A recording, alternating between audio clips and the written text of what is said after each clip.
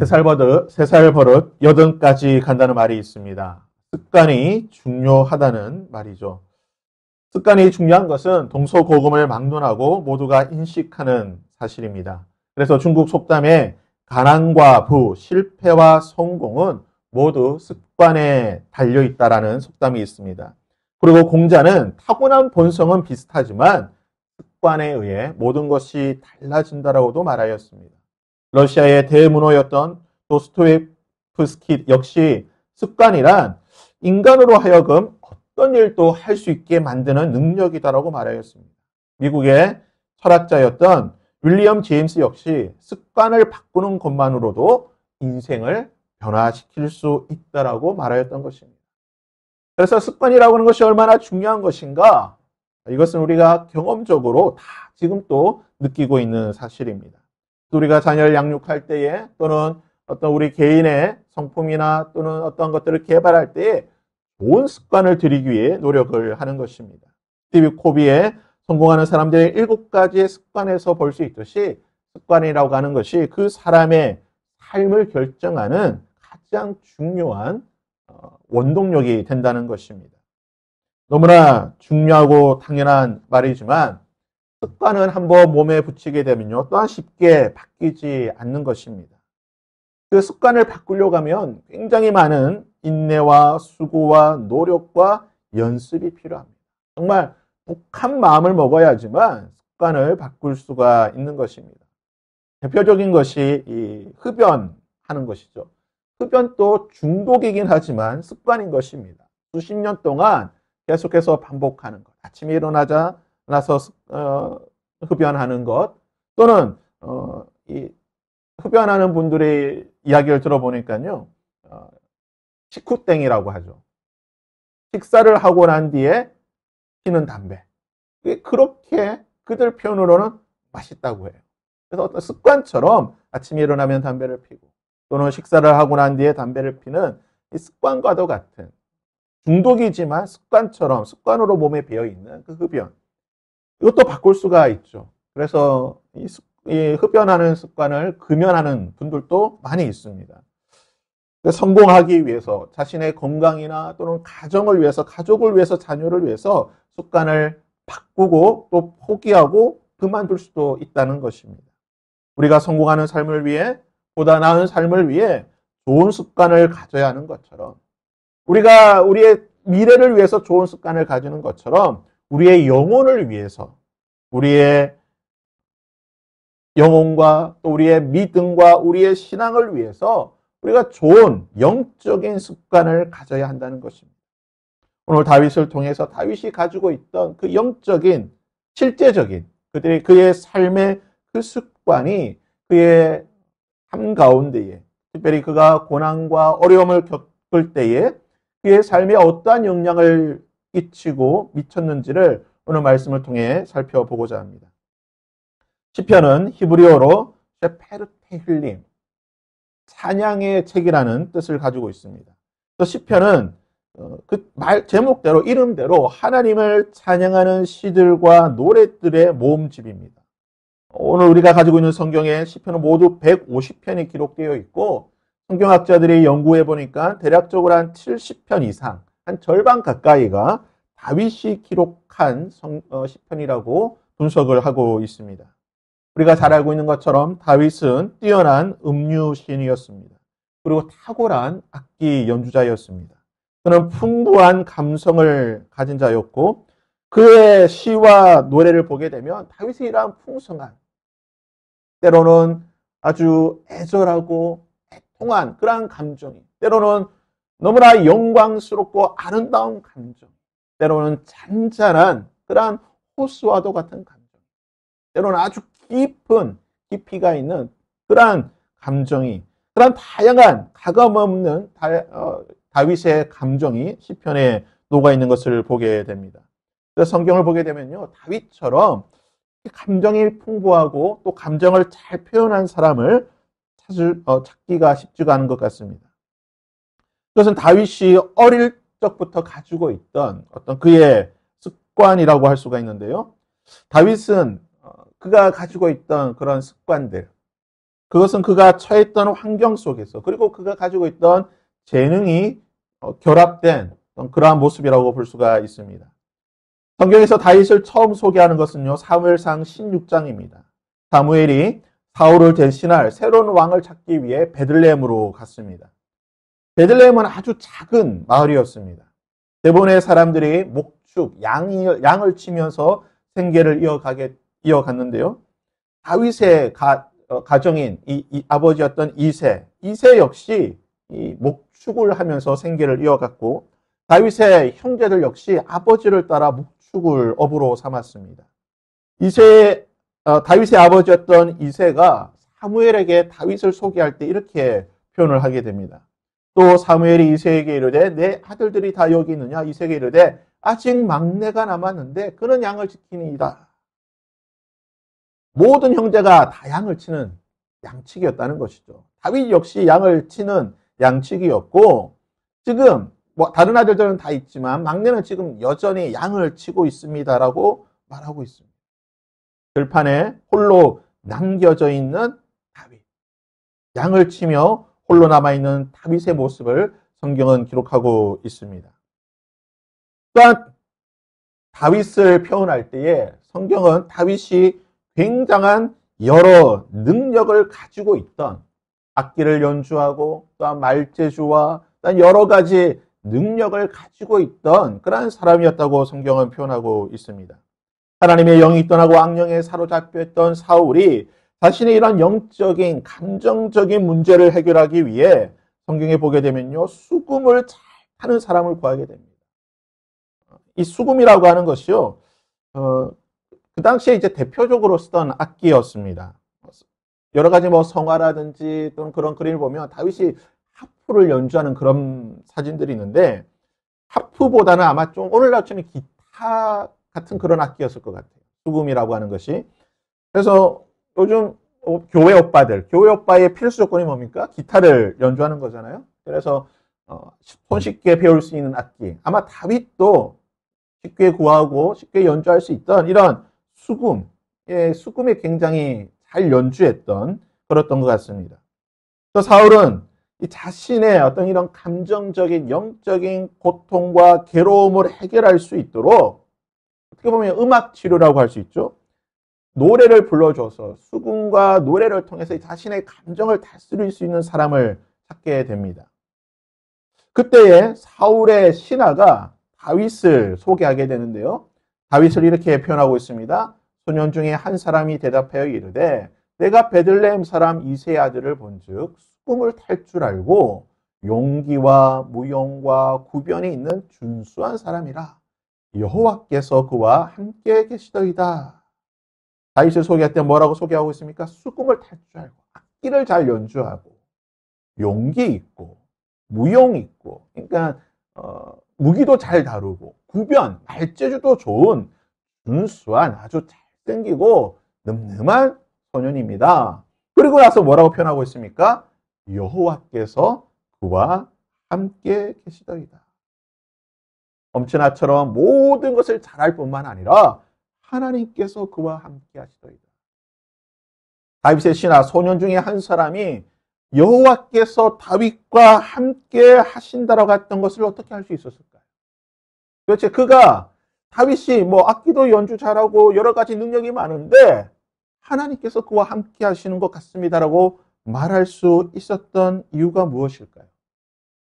성경학자들은 이 시기에 다윗을 대략적으로 15세에서 20세 사이 그 어간의 청소년이었다라고 생각하게 됩니다. 지금으로 치면 고등학생 정도, 그 정도 되는 나이였는데요.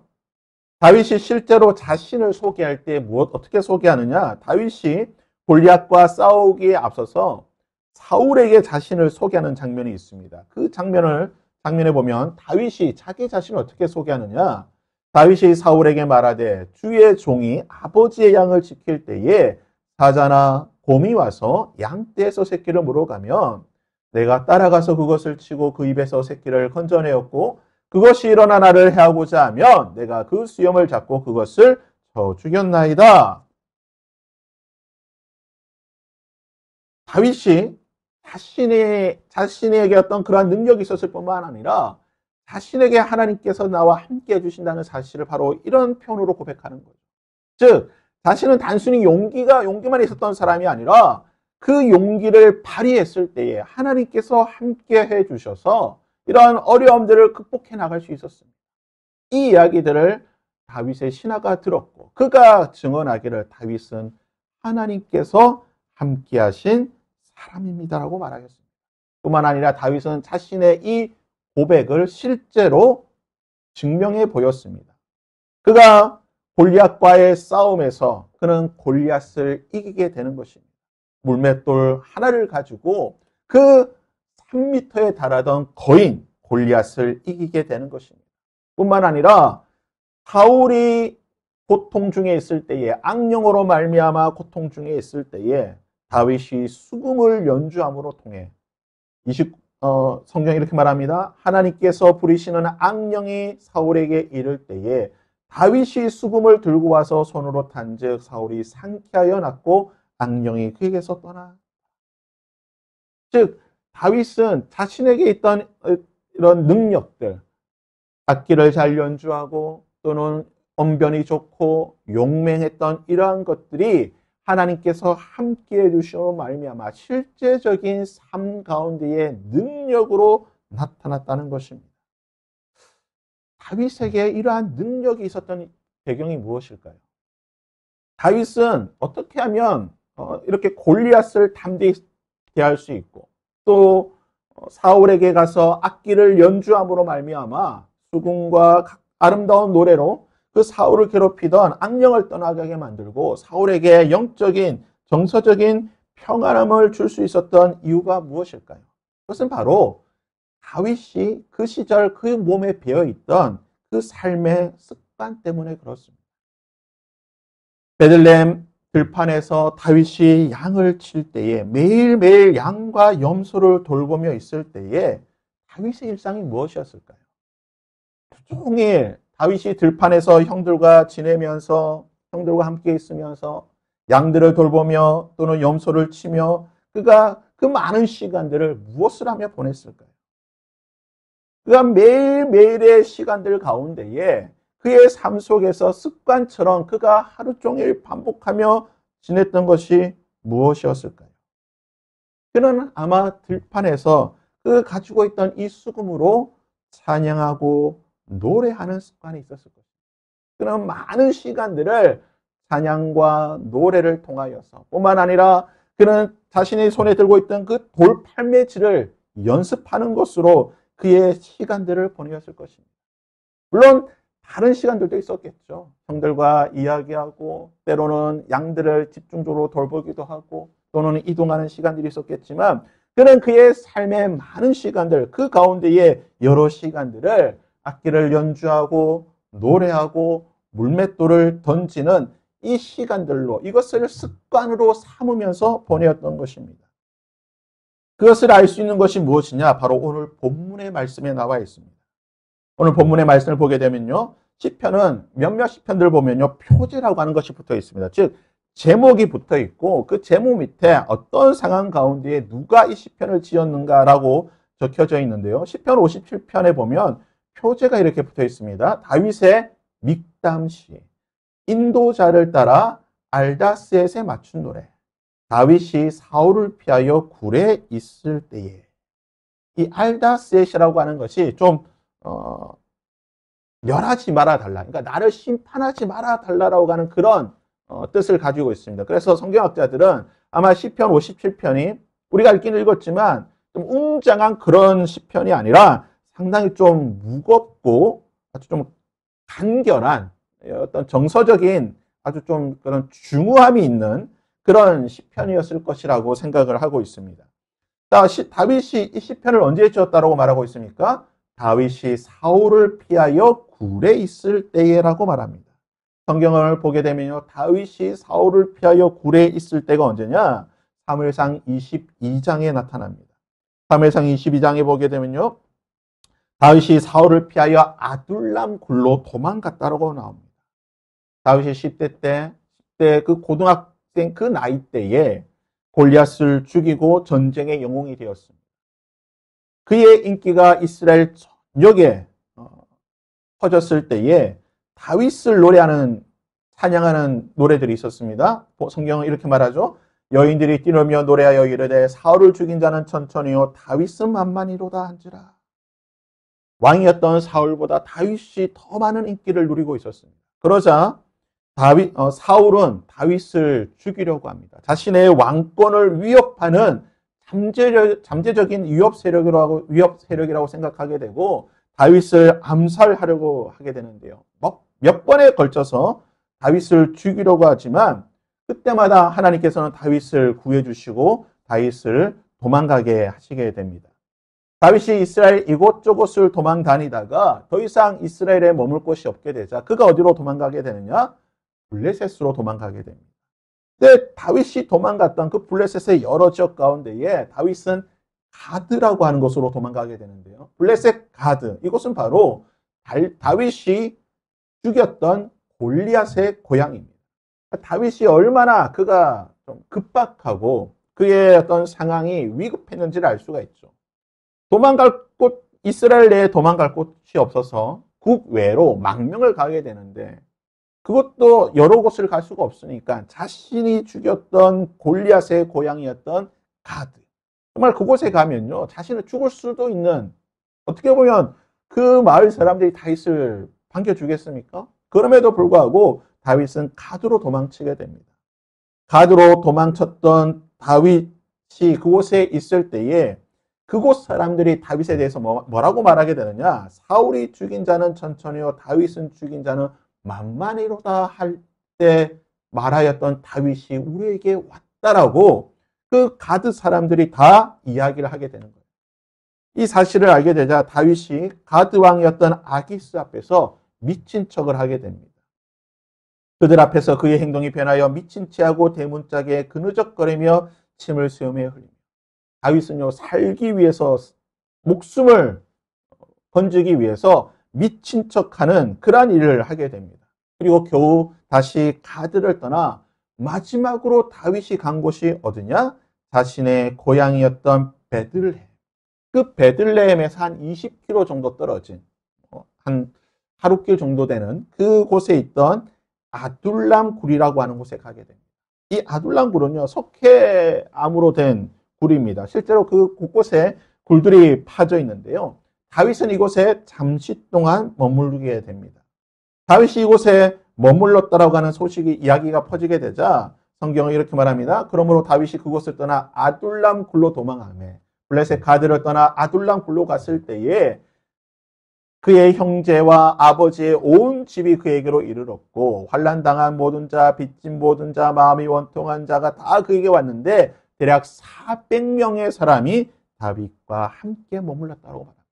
그러니까 지금 다윗은요, 이 아둘람 굴에 가족, 그의 형제, 아버지, 모든 친척과 그리고 원통하고 억울하고 마음이 상한 어떻게 보면 사회적인 그런 약자들 또는 사회에서 힘든 어려운 일을 겪었던 이 400명의 사람과 함께 아둘람 굴에 있게 되는 것입니다. 이곳에 머물러 있을 때에 이러한 상황 가운데에 다윗이 시편 57편의 노래를 불렀다는 것입니다.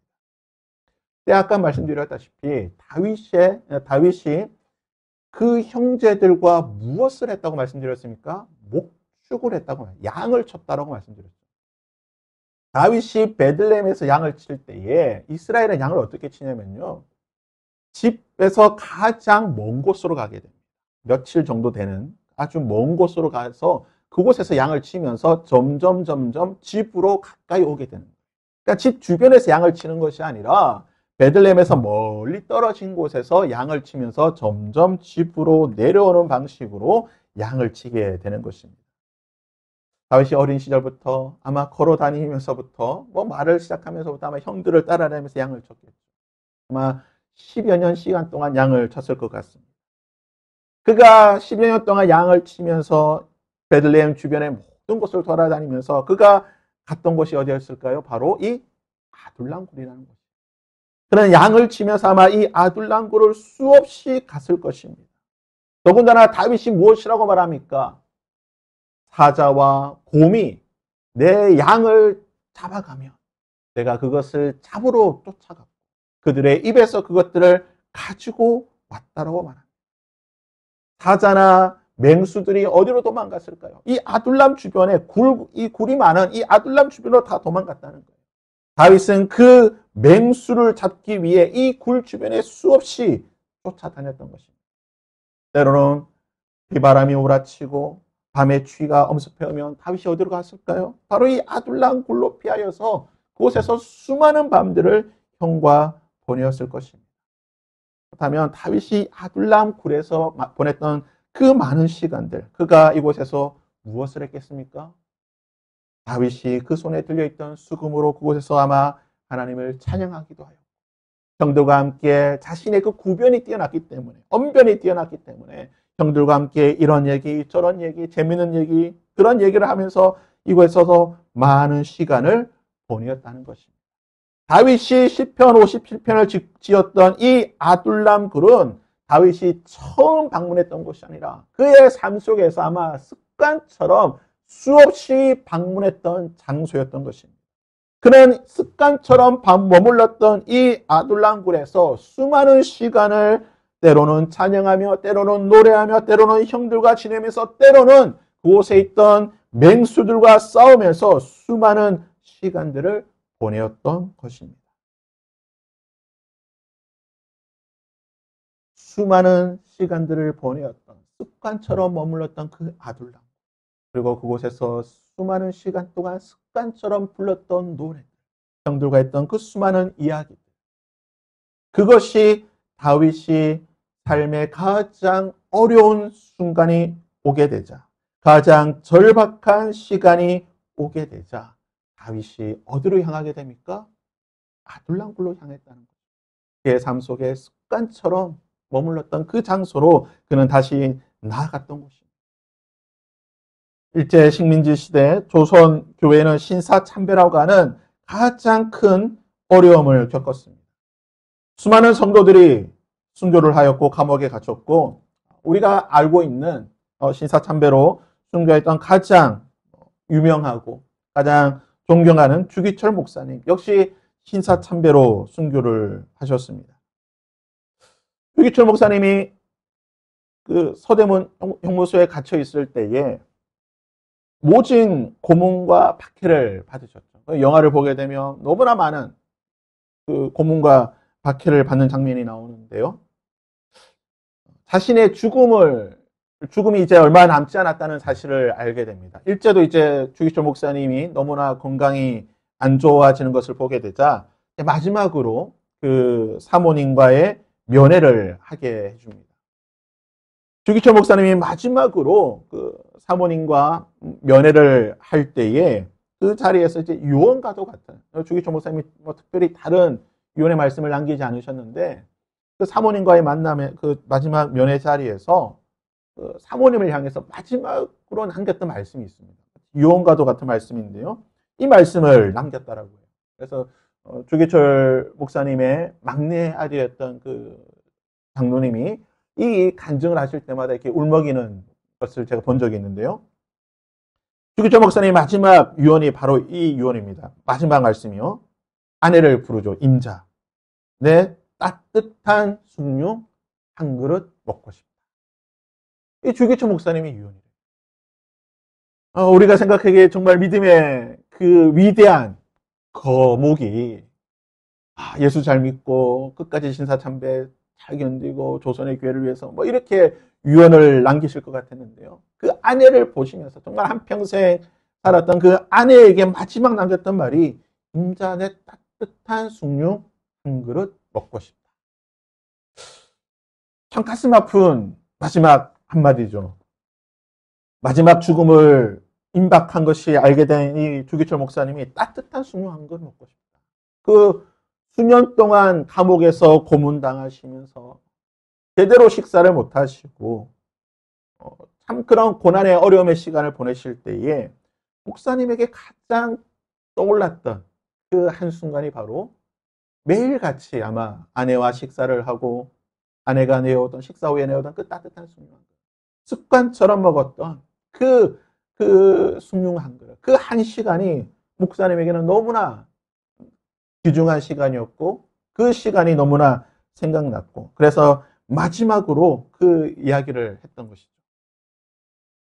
어린 시절 베들레헴 그 들판에서 그리고 아둘람 굴에서 다윗이 했던 그 수많은 노래들, 그 수많은 시간들 속에서 다윗이 했던 그 이야기들, 그것이 습관처럼 다윗에게 있었던 것이고 다윗이 삶의 가장 어려운 시기에 그에게 본능적으로 나온 것이 무엇입니까? 다윗이 사울을 피하여 아둘람 굴에 있을 때 언제 자신을 죽이기 위한 그 사울의 암살 조직이 찾아올지 모르는 그 긴박한 순간에 죽음을 눈앞에 두고 있는 그 순간에 다윗이 무엇을 하고 있습니까? 그 아둘람 굴에 수년 전에 그가 했던 그 습관처럼 했던 그 노래들을 다윗은 부르고 있다는 거예요. 그가 수년 전에 습관처럼 아둘람 굴 구속에서 그 들판에서 불렀던 그 노래들, 그 악기를 연주하며 불렀던 그 노래들을 다윗은 그의 삶의 그 급박한 시간에 노래하며 하나님을 찬양하고 있는 것입니다. 하나님이여 내 마음이 확정되었고 내 마음이 확정되었사오니 내가 노래하고 내가 찬송하리. 여러분 다윗이 이 자리에서 찬송을 할 수가 있을까요? 당장 어떻게 죽음의 그 추격대가 올지 모르는 그 상황 가운데에 정말 두려움과 공포 가운데 벌벌 떨 수밖에 없는 그 자리에서 다윗의 말이 무엇입니까? 하나님이여 내 마음이 확정되었고 내 마음이 확정되었사오니 내가 노래하고 내가 찬송하리. 내 영광아 깰지어다 비파야 수금아 깰지어다 내가 새벽을 깨우리로다. 다윗의 고백이 무엇입니까? 주여 내가 만민 중에 주께 감사하며 문나라 중에서 주를 찬양하리. 찬송하리. 하나님이여 내가 수년 전에 이곳에서 하나님을 찬양하였던 것. 하나님 내가 이곳에서 그 곰들과 사자들과 싸우면서 잘못하면 죽을 수밖에 없는 그 긴박한 상황 속에서도 내가 하나님을 찬양하며 나아갔던 것. 하나님 이 시간 내가 다시 한번 죽음의 그 자리에서 그 순간에서 내가 다시 한번 하나님을 찬양합니다. 내가 노래하며 찬양합니다. 내 영광아 깰지어다 비파야 수금아 깰지어다 내가 새벽을 깨우리로다. 비긴 어게인이라고 하는 영화를 보게 되면요. 그 영화의 여주인공이 자신의 폰에 있는 그 플레이리스트, 음악 리스트가 있는데요. 그걸 공개하는 것을 좀 굉장히 주저하고 꺼려하는 장면이 나옵니다. 또 요즘 젊은 이들은요. 서로의 그 플레이리스트를 공유하고 공개하는 것이 서로의 그 친밀함의 어떤 하나의 조건, 증표라고 합니다. 왜냐하면 내가 어떤 음악을 듣고 어떠한 음악을 좋아하는지가 이 사람의 어떤 성향 또는 그 사람의 어떤 심리적인 상태, 그 사람의 모든 것을 간접적으로 보여주는 거기 때문에 이 플레이리스트 공개하는 걸 굉장히 꺼려하고 좀 주저한다라고 해요. 저도 이제 뭐 유튜브라든지 이렇게 그 플레이리스트가 있는데요. 주로 이제 뭐 찬양이 많죠. 찬양이 많이 있고, 뭐 간간히 이제 뭐 가요도 있고, 또 뭐 영화 OST도 있고, 뮤지컬, 뭐 넘버송도 있습니다. 하지만 대부분이 좀 찬양들이 많이 있습니다.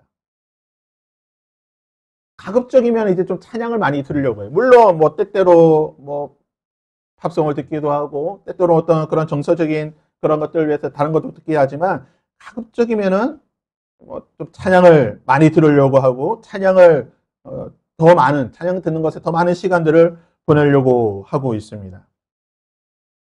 선교지를 방문할 때마다 이런 생각이 있습니다.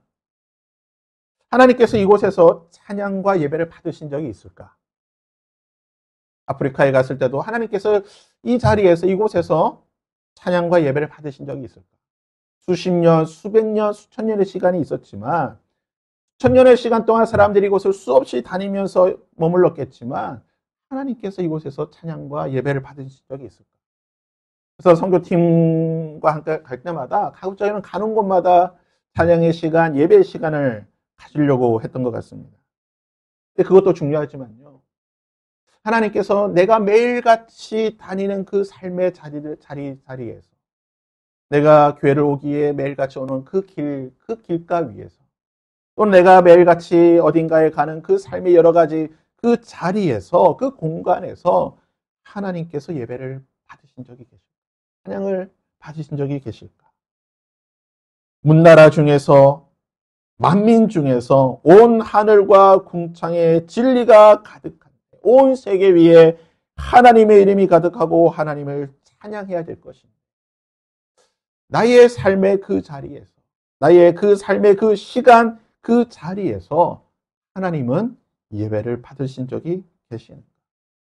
우리는 하나님을 찬양하고 예배하는 것을 단순히 주일 1시간 이 시간으로 국한해야 하지는 않는가.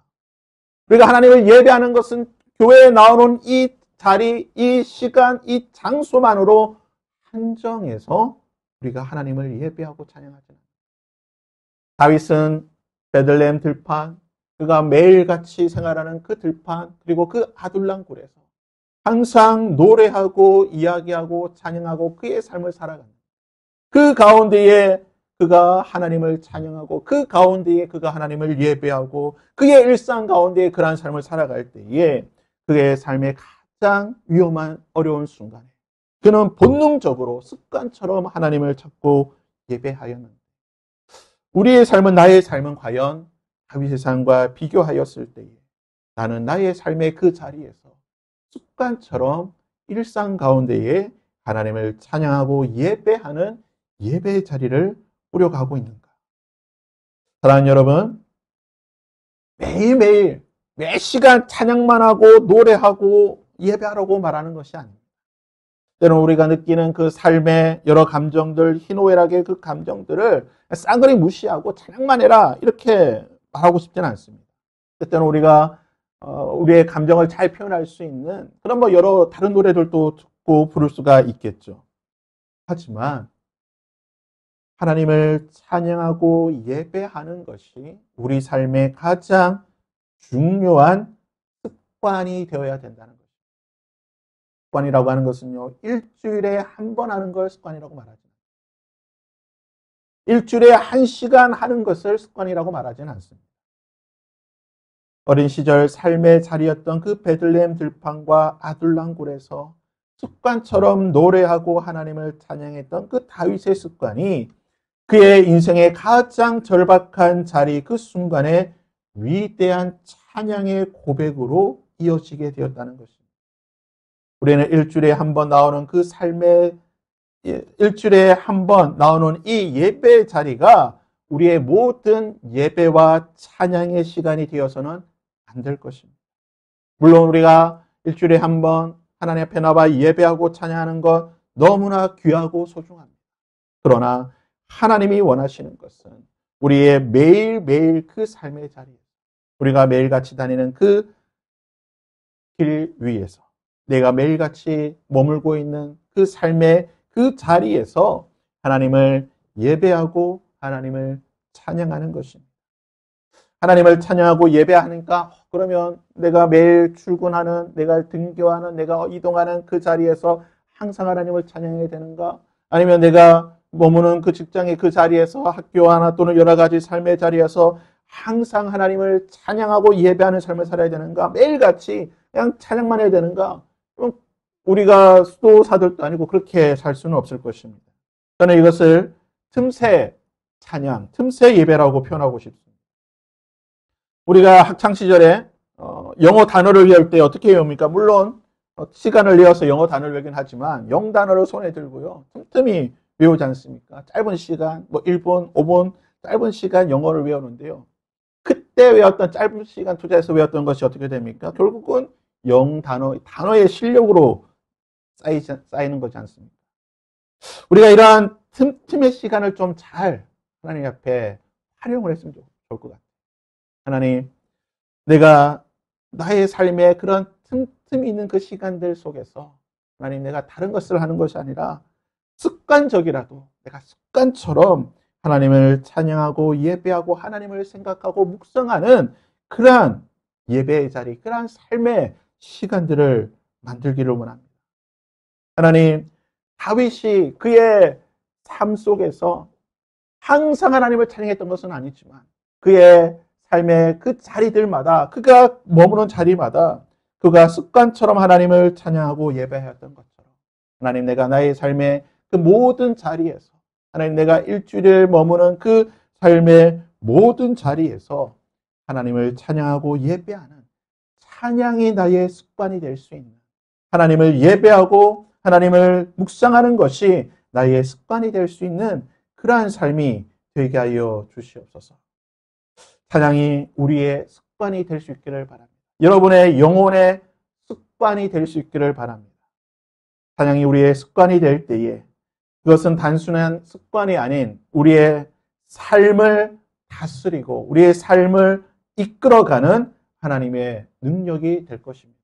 바라기는 우리의 찬양과 우리의 예배가 일주일에 한 번이 아닌 매일매일의 순간순간 그 틈새의 시간이 하나님을 만나고 경험할 수 있는 그곳이 아둘람굴이 되고 그곳이 베들레헴 들판이 될 수 있는 그곳에서 하나님을 찬양하고 예배하는 저와 여러분이 될 수 있기를 주님의 이름으로 부탁드립니다.